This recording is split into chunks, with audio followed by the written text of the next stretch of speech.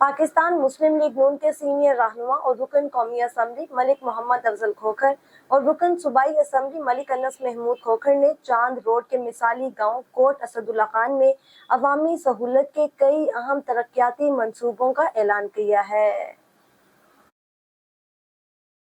रहनुमाओं ने गांव में boys and girls high school के क़याम, बच्चों के लिए खेल के मैदान की तामीर, नई आबादी के लिए बिजली के नए खंभे लगाने और नया ट्रांसफार्मर नस्ब करने का ऐलान किया।